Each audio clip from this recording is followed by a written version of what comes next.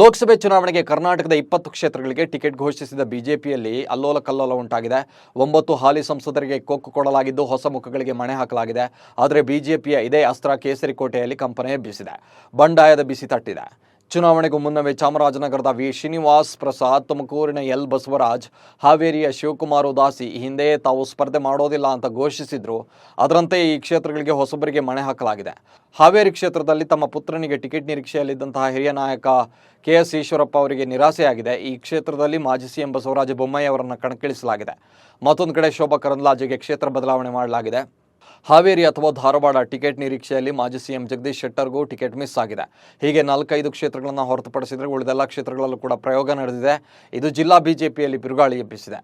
ಪುತ್ರನಿಗೆ Haveri ticket ನಿರೀಕ್ಷೆಯಲ್ಲಿದ್ದಂತಹ ಮಾಜಿ ಸಚಿವ KS Eshwarappa ticket miss ಆದ ಬೆನ್ನಲ್ಲೇ ಕೆಂಡವಾಗಿದ್ದಾರೆ. ನನ್ನ ಮಗನಿಗೆ ಲೋಕಸಭೆಯ ಟಿಕೆಟ್ ಭರವಸೆ ಕೊಟ್ಟು ಈಗ ಯಡಿಯೂರಪ್ಪ ಮೋಸ ಮಾಡಿದ್ದಾರೆ ಅಂತ ಬಹಿರಂಗವಾಗಿ ಕಿಡಿಕಾರಿದ್ದಾರೆ. ಅಲ್ಲದೆ ಬೆಂಬಲಿಗರ ಸಭೆ ಕರೆದು ಮುಂದಿನ ತೀರ್ಮಾನ ತೆಗೆದುಕೊಳ್ಳುವುದಾಗಿ ಹೇಳಿದ್ದಾರೆ. ಹೀಗೆ ಈಶ್ವರಪ್ಪ ರೆಬೆಲ್ ಆಗ್ತಾ ಇದ್ದಂತೆ ಯಡಿಯೂರಪ್ಪ ಹೊಸ ದಾಳ ಉರುಳಿಸಿದ್ದಾರೆ. ಕಾಂತೇಶ್ ಈಶ್ವರಪ್ಪ ಅವರನ್ನು MLC ಮಾಡುವ ಆಫರ್ ನೀಡಿದ್ದಾರೆ. ಆದರೆ ಇದನ್ನು ಒಪ್ಪಿಕೊಳ್ತಾರಾ ಅನ್ನೋದನ್ನು ಕಾದು ನೋಡಬೇಕಿದೆ.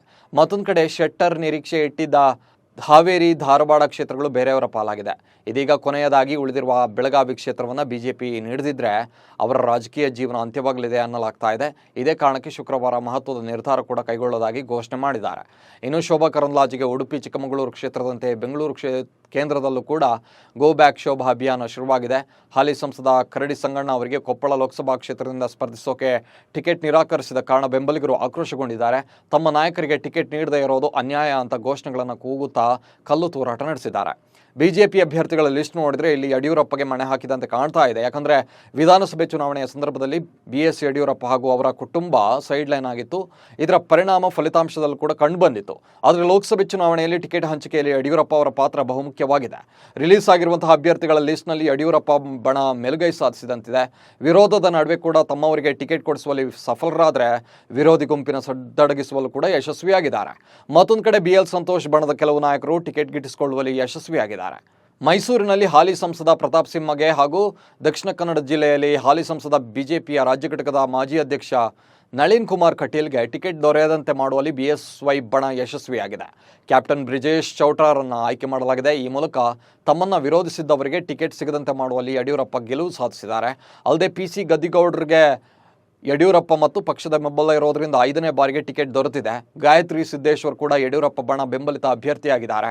ಮತ್ತೊಂದೆಡೆ ಮೈಸೂರಿನಲ್ಲಿ ಪ್ರತಾಪ್ ಸಿಂಹಗೆ ಯಡಿಯೂರಪ್ಪ ವಿರೋಧ ವ್ಯಕ್ತವಾಗಿತ್ತು. ಹೀಗಾಗಿ ಹೈಕಮಾಂಡ್ ಯದುವೀರ್ ಕೃಷ್ಣದತ್ತ ಚಾಮರಾಜ ಒಡೆಯರ್ ಅವರನ್ನು ಅಭ್ಯರ್ಥಿಯನ್ನಾಗಿಸಿದೆ. ನಿರೀಕ್ಷೆಯಂತೆ ಶೋಭಾ ಕರಂದ್ಲಾಜೆಗೆ ಉಡುಪಿ ಚಿಕ್ಕಮಗಳೂರು ಟಿಕೆಟ್ ಕೈತಪ್ಪಿದರೂ ಕೂಡ ಬೆಂಗಳೂರು ಉತ್ತರದಲ್ಲಿ ಟಿಕೆಟ್ ಕೊಡಿಸುವಲ್ಲಿ BS ಯಡಿಯೂರಪ್ಪ ಯಶಸ್ವಿಯಾಗಿದ್ದಾರೆ. ಮಾತ್ರವಲ್ಲ, ಉಡುಪಿ ಚಿಕ್ಕಮಗಳೂರಿಗೆ ತಮ್ಮದೇ ಬಳಗದ ಕೋಟ ಶ್ರೀನಿವಾಸ್ ಪೂಜಾರಿಗೆ ಟಿಕೆಟ್ ಕೊಡಿಸುವಲ್ಲೂ ಕೂಡ ಅವರು ಸಕ್ಸಸ್ ಆಗಿದ್ದಾರೆ. ಇಷ್ಟು ದಿನ ಟಿಕೆಟ್ ಅಂತ ಇದ್ದ ಆಕಾಂಕ್ಷಿಗಳು ಅಭ್ಯರ್ಥಿಗಳ ಪಟ್ಟಿ ಬಿಡುಗಡೆ ಬೆನ್ನಲ್ಲೇ ಕೆಲವರು ಖುಷಿಯಾಗಿದ್ದಾರೆ. ಇನ್ನು ಕೆಲವರು ಟಿಕೆಟ್ ಮಿಸ್ ಆಗಿ ರೆಬೆಲ್ ಆಗಿದ್ದಾರೆ. ಅದರಲ್ಲೂ ಈಶ್ವರಪ್ಪ, ಶೆಟ್ಟರ್ ಅಂತ ನಾಯಕರೇ ತಿರುಗಿ ಬಿದ್ದಿರೋದು ಬಿಜೆಪಿಗೆ ಬಿಸಿ ತುಪ್ಪವಾಗಿದೆ. ಚುನಾವಣೆಗೆ ಕೆಲವೇ ದಿನಗಳು ಬಾಕಿ ಇರೋದ್ರಿಂದ ಎಲ್ಲ ನಾಯಕರ ಸಿಟ್ಟನ್ನು ಕೂಡ ತಣಿಸಿ ತಮ್ಮ ಅಭ್ಯರ್ಥಿಗಳನ್ನು ಗೆಲ್ಲಿಸಿಕೊಳ್ಳೋ ಸವಾಲು ಕೂಡ ಇಲ್ಲಿ ಇದೆ.